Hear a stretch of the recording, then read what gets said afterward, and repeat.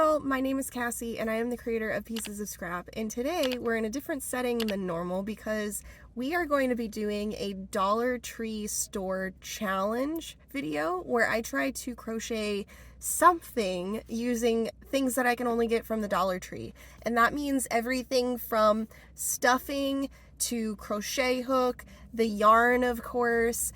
We need to find something like safety eyes if we're going to do amigurumi.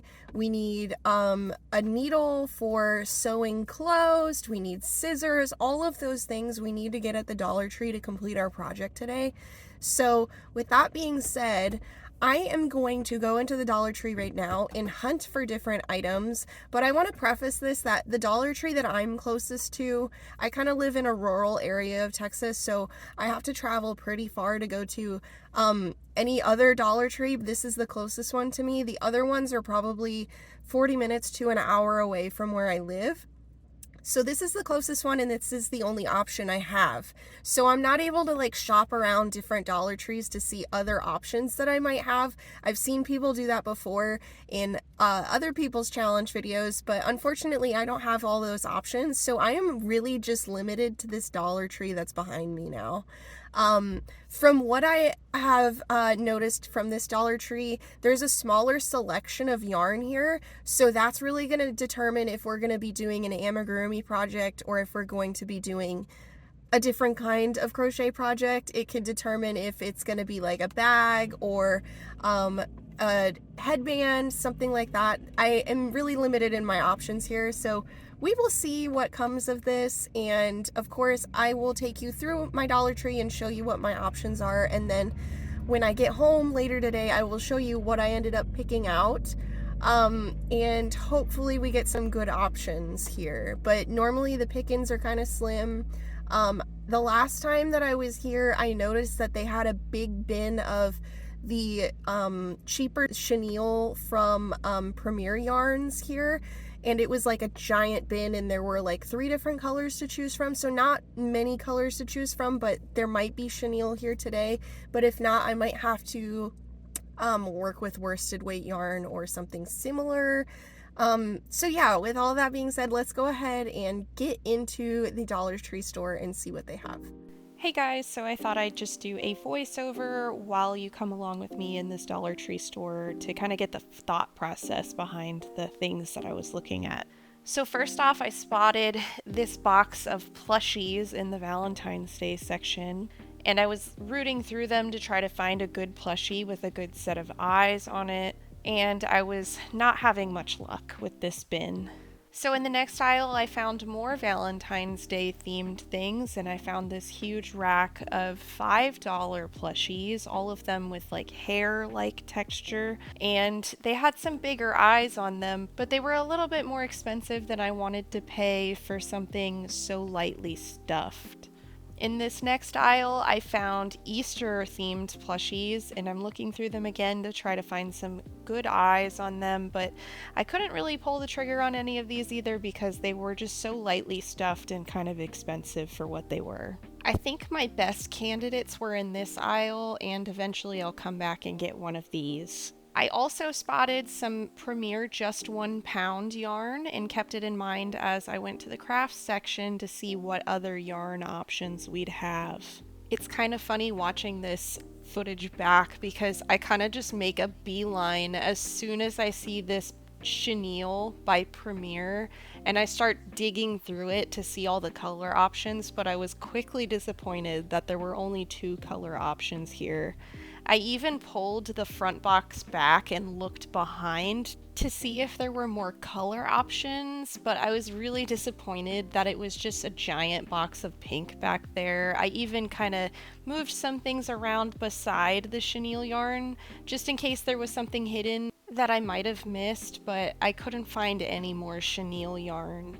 After that, I looked around for a crochet hook, but I wasn't seeing any, so I quickly diverted my attention to what other yarn options we had and was pretty disappointed in the selection I had here. It was all really thin acrylic yarn, not really nice colors. They were all kind of muted colors, and I was hoping for some more bright colors, maybe some orange or red, but Unlucky for me, I couldn't find any. So then I started looking for the basics that I would need. I saw these detailing scissors and snatched them up. I wasn't seeing any other scissor options in the crafting section.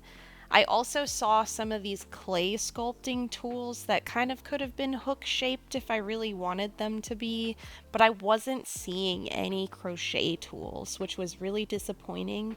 So I knew I was going to have to go on the hunt around the store to see if it's just misplaced.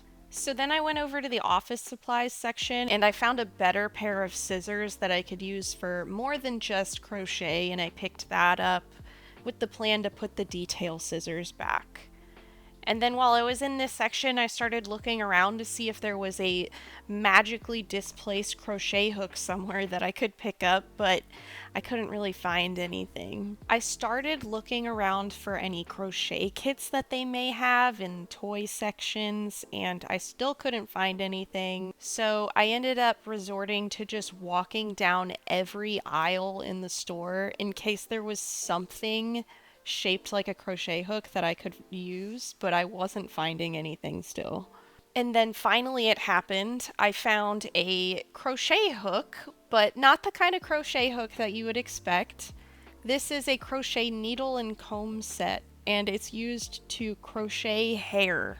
So immediately I got my hopes up and started searching the hair accessory section a little bit more thoroughly in case there was another crochet needle set, preferably one that was a little bigger than this one, since the yarn weight that I wanted to work with was not this small. Unfortunately, I couldn't find anything, so I went back to the crafting section, looking at my crochet needle that I found a little bit more closely, and I tried to figure out what kind of yarn I could probably use with it, and settled with just getting some of everything, which was probably a stupid idea, but at the same time I wanted to be secure in my choices, that I had options. And at this point, I also just started making a game plan in my head. I didn't really have any consideration about what kind of pattern I was going to do, what it was going to be, so I wasn't really concerned about the colors that I chose, just that I had options. But in the back of my mind, I was still nervous about this crochet hook and possibly having to pivot, so I started searching through the craft section for a third or fourth time, just assessing the tools that were there and trying to see if it was even possible to use them as a crochet hook. And then I took another round around the store, looking through all the different sections and trying to see if there's just a secret crochet hook section somewhere around the store. After yet another round of failure of finding a actual crochet hook, I went back to where I found the Premier Just 1 Pound and picked out one skein of black and one skein of white, just because I always need white and black yarn, so I figured if I don't use it for this project, I can use it in the future too. In that same area, I stumbled upon an embroidery kit and noticed there was a needle in it. Of course, there's a needle in it. So then I started looking into the contents of the package to see if there were any other secret tools that I needed from this package. Ultimately, I put it back because I didn't want to spend $5 on one needle. Since I was in the same area, I went ahead and picked out a plushie for my stuffing, and then I went back to the craft section to get some wooden dowels in case I needed to make a tapestry if the amigurumi project wasn't going to work. In the laundry section of the store, I found this sewing kit that I snagged as soon as I saw it, and then I came back to the craft section and picked up some googly eyes and tacky glue in case the eyes of the plushie didn't end up working out. 1 week later. So I'm going to go ahead and get started working on our Dollar Tree Challenge crochet materials today. I've picked out a couple of patterns that I've found on Instagram. All of them are made with acrylic yarn. There's a Easter egg that looks like that'll probably be the first one that I try to tackle, just so that I can get the hang of this crochet hook that we're going to be using, as well as just like how the yarn kind of works up, because being that it's cheap Dollar Tree yarn, it's possible that, especially working with a metal hook that's meant for like hair, it might be a little bit difficult to make sure that the yarn strands don't separate. And then there is another cat with like a sweater, and it's got like arms and legs. that looks like it might be a little bit more involved, might have some sewing, so that we can really test out that needle that I got to see if it'll work with the materials that I selected, as well as just like putting eyes on stuff and embroidering face details, things like that. So before I got started, I needed to do something about this little extra metal piece on the hair crochet needle, and I just brought out a pair of my own pliers to kind of bend it and get it worked out, because there wasn't a screw or anything keeping it in place, so I'm pretty sure it was just pressure securing that pin in place. So I just pulled it out carefully, didn't drop that metal bit as you can see, and then there was still a little bit of metal sticking up, so then I took my pliers again and just tried to flatten that piece a little bit more so that it wouldn't snag on my yarn. And as you can see here, it's almost completely flat, and I was hoping that it would work out fine. So then I got started working with the smallest worsted weight yarn, and as you can see here, I was picking up a lot of strands that I wasn't meaning to. I was separating the yarn a lot. It was really difficult to work at this small of a scale, and I was having to do a lot of manual labor with my other fingers that weren't holding the crochet hook to make sure I wasn't picking up any extra yarn and catching anywhere. It was really annoying, to say the least. So what I ended up doing was just giving up on that progress, because it took me 10 minutes to get to this point. And then I started with the chenille yarn. Working with the chenille yarn overall was a lot easier, but there was definitely a learning curve working with this crochet hook. I had to start by just making my loops a lot bigger than I normally would for a hook this size, just because of the hook's shape. A normal crochet hook isn't as wide as this is at the top, so it was causing a lot of issues. In addition, the top of a normal crochet hook kind of has a point to it on the rounded side, and that allows you to get into your stitches a lot easier. So I was having to turn my crochet hook in really weird directions to get it to fit through the stitch without picking up any extra yarn. As you can see here, I was also using the safety pins from the sewing kit to mark the beginning of each of my rows, especially since I was working with chenille, and chenille, the stitches are virtually invisible.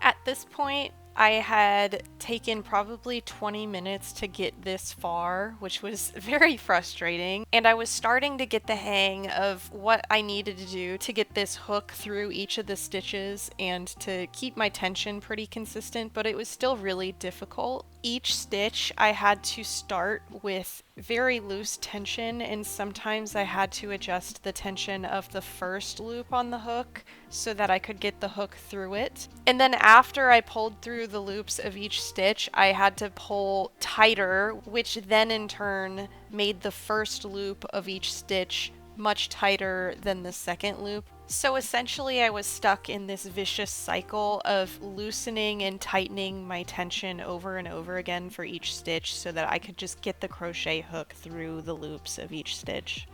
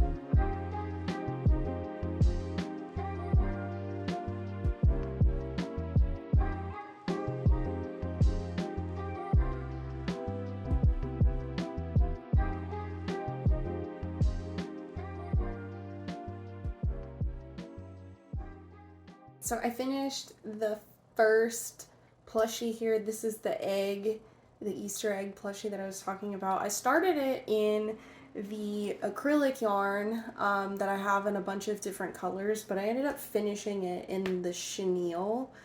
I just like set the yarn that I started it in aside with like the magic ring and the first round of increases. I actually have it below me right here.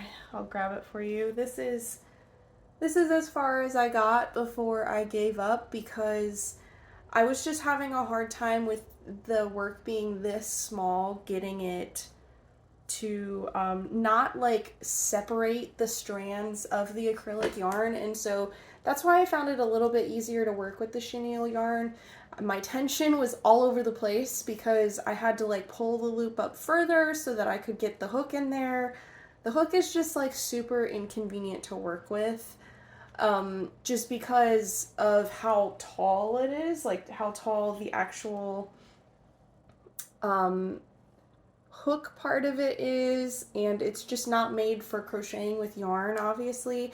It's also sort of sharp on the hooked end, so this part right here, the pokey part, just separates the strands of yarns a lot, so that's why the chenille was a lot easier to work with, because there's not really a possibility to separate the strands.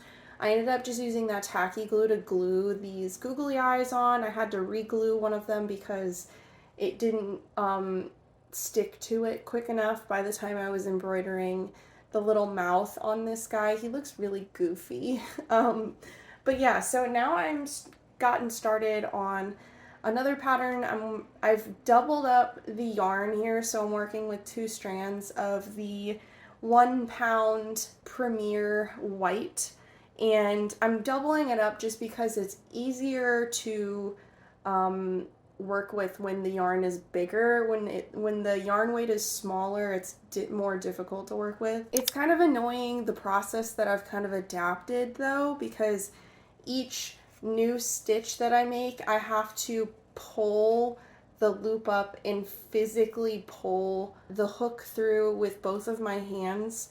And I'm sure you'll notice that in the time lapse what I'm doing too. It's just extremely hard to work with this hook. So far, I think each one of these legs probably took me about 15 minutes, which is a lot compared to normal. I think typically for a pattern similar to this, it would probably take me like 5 minutes per leg. Like, I work pretty quickly, and especially with those clover hooks, they just like move like butter through the yarn. So this has been really difficult, and it's taking a very long time. I'm hoping that I can get through the pattern today before I have to go to my Bible study at church later today, but we will see how quickly I can finish this and get it done before I have to leave today. As you can see here, I made a lot of progress since you last saw what I had done. Between my last progress update and now, I've just been working on single crochet rows. Around this time is when I started to have to make decreases to get like the neck area of the cat done.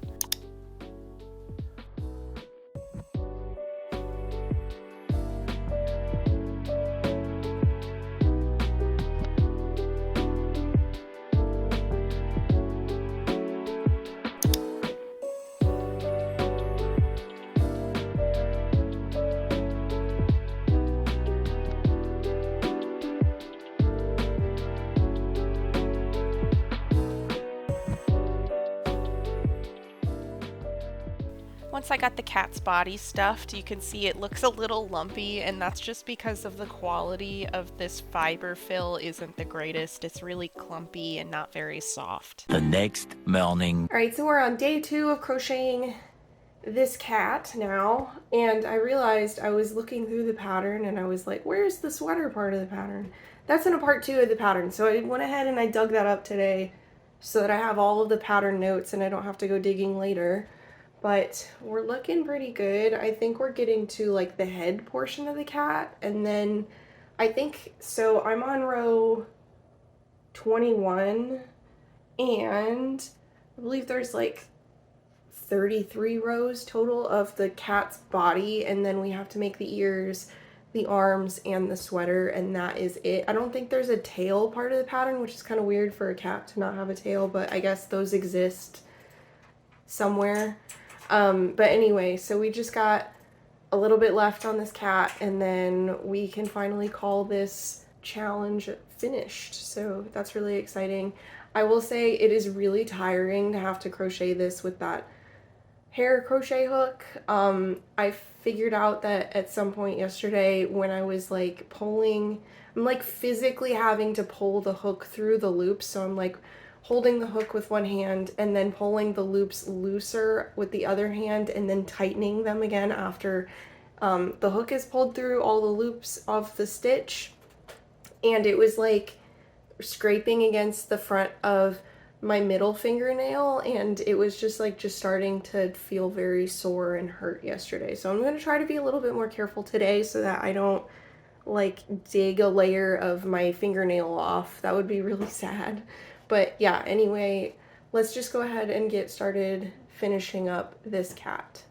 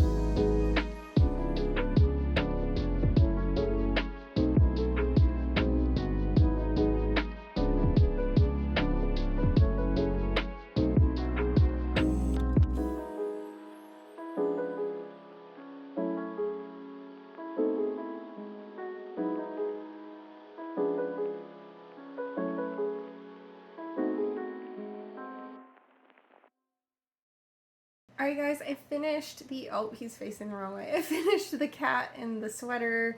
I was thrown off guard for a minute because I thought it was missing a lot of pieces in the pattern, but like I said in an earlier clip, I found the second part of the pattern and was able to finish it.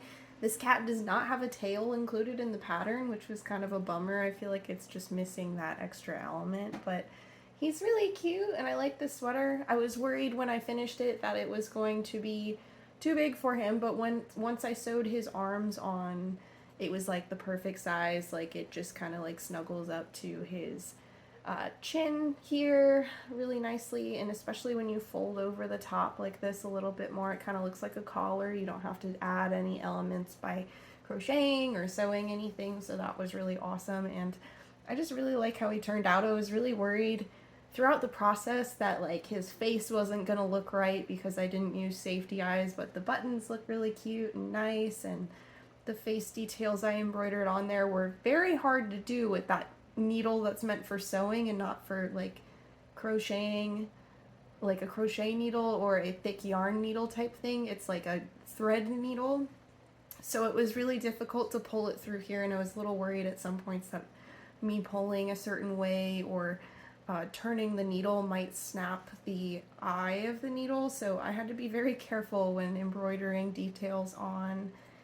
But I'm very glad this project is over because crocheting with this hook could not be more annoying and uncomfortable because of all the extra work that I had to do pulling things through manually.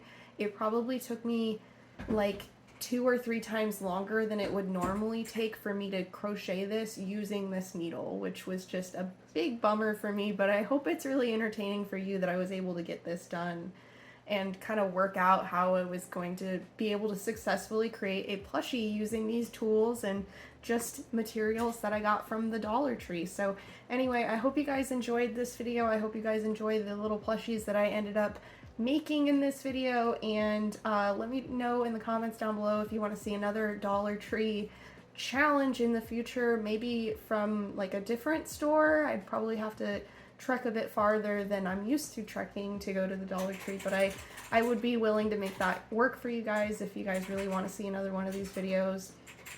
And with all that being said, I hope you guys enjoyed today's video. If you did, hit that like button, comment down below what your favorite part was, or which one of these plushies is your favorite if you're going to try either of these patterns. And with all that being said, I will see you guys in the next video. Bye!